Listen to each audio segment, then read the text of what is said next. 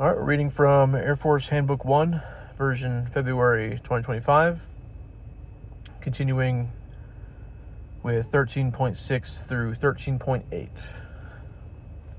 starting with resource management. Improving performance requires both planning and execution.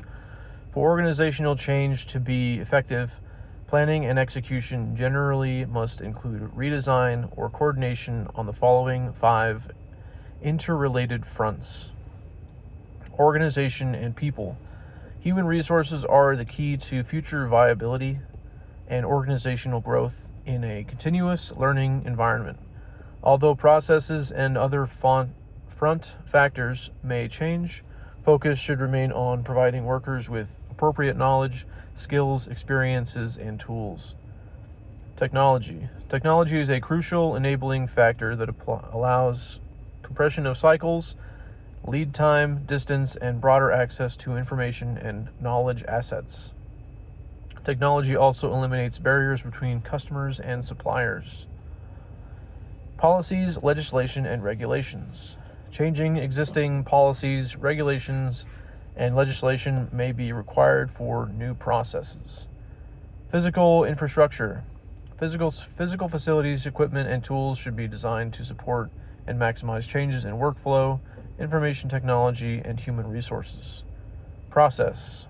The flow of work and information into and throughout the organization must be redesigned using standard continuous process improvement methodologies, referred to DODD 5010.42, DoD-wide Continuous Process Improvement, CPI, Lean Six Sigma, LSS program, and DODI 5010.43, implementation and management of the DoD-wide Continuous Process Improvement, Lean Six Sigma, CPI, LSS program.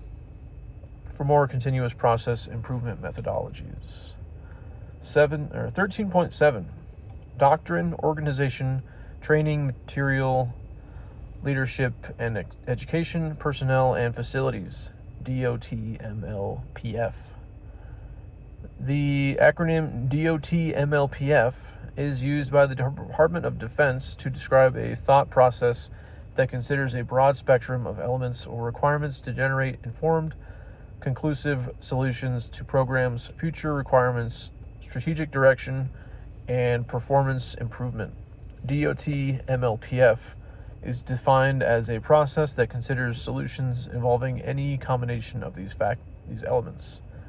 DOTMLPF serves as a valuable mnemonic for staff planners to consider for certain issues prior to undertaking new efforts. Because combatant commanders define requirements in consultation with the Office of the Secretary of Defense, they are able to consider gaps in the context of strategic direction for the U.S. Armed Forces and influence the direction of requirements earlier in the acquisition process. Here is an example of how DOTMLPF would be interpreted in the military context. Doctrine, the way we fight, emphasizing maneuver, warfare, combined air-ground campaigns. Organization, how we organize the fight, divisions, air wings, task forces. Training, how we prepare to fight tactically, basic military training, advanced individual training, unit training, joint exercises. Material, all the stuff necessary to equip the forces, weapons, spares, so we can operate effectively. Leadership and education, how we prepare leaders to lead the fight from squad leaders to 4 stars, professional development. Personnel, availability of qualified people for peacetime, wartime, and various contingency operations. Facilities, real property, installations, and industrial facilities, government-owned ammunition production facilities that support the forces. 13.8, organizational structure, balancing precision with flexibility. Organizational design should be determined based on the organization's overall mission and strategy, taking into consideration the environment, size, and pace of the technology. In determining how an organization should be structured, it is important to balance the need for precision, need to maintain order, decrease ambiguity, and ensure direction is followed, with the need for flexibility, potential need to adapt quickly, and encourage innovation. The pros and cons of various organizational structures are briefly described here. Mechanistic bureaucratic structure. The mechanistic or bureaucratic organizational structure is very vertically arranged. Communication and decision-making begin at the top and then filter downward. In this type of organizational structure, there is very little involvement in low-level members in decision-making. Employees work in teams based on task specialty, and there is a heavy reliance on rules. The mechanistic system lends itself well to an organization where strategy or goals are geared toward efficiency and tasks need to be accomplished quickly and accurately. A stable environment that requires little flexibility is often conducive to a mechanistic structure. Also, if the size of an organization is intermediate to large, more structure may be necessary.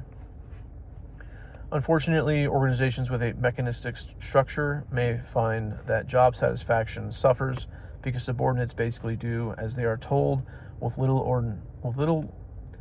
to no contribution to how things are done. Organic structure. An organic organization has horizontal and vertical communication, allowing communication to occur up and down as well as across departments and among coworkers without bureaucratic lines. Crosstalk and opinion are encouraged among employees to allow more involvement in decision-making and contribution into how things are done. The flexibility involved in day-to-day operations facilitates technological advancements and allows employees to be more adaptable as changes arise. The organic organization's strategy is often geared toward innovativeness and creativity. The computer software industry is a good example of one that requires a creative design. The environment is unstable, with change being the norm rather than the exception. Organizations with organic structure are most often small to moderate, apply new technology through adaptation rather than compliance, and employ research and development that is creative rather than restrictive. The sharing of information and the participative environment increases worker satisfaction and often produces well-rounded decisions. Unfortunately, an organic structure may slow down the implementation process, lead to low efficiency, and reduce standards. Diverse structure. Because there are advantages and disadvantages of mechanistic and organic organizations with a diverse design incorporate both mechanistic and organic structures to accomplish the mission. The diverse design is used when the organization needs the rigid structure of the mechanistic organization in some areas and the flexibility of the organic organization in others. For example, administrative sections often have specific rules to follow when processing performance reports, declarations, and orders. For this purpose, a mechanistic system would be appropriate. In the same organization, a training section may be hindered by a rigid mechanistic system. Therefore, an organic system would be more effective to allow more frequent innovation in how training is delivered. Matrix structure. The matrix structure, or design, is basically an organizational design or team within a mechanistic, organic, or diverse organization. A matrix design is usually best for addressing a temporary need with an organization. Therefore, it is short-lived and the overall organizational structure remains intact. A matrix design brings workers from different sections or organizations together to serve a particular function. Within the matrix design, employees or team members have two bosses. The functional boss writes their performance report and schedules normal duty hours, and the project boss or team leader ensures the task at hand is accomplished appropriately. The strength of the matrix design lies in the pooling of expertise and resources. The weakness lies in the confusion of who is in charge.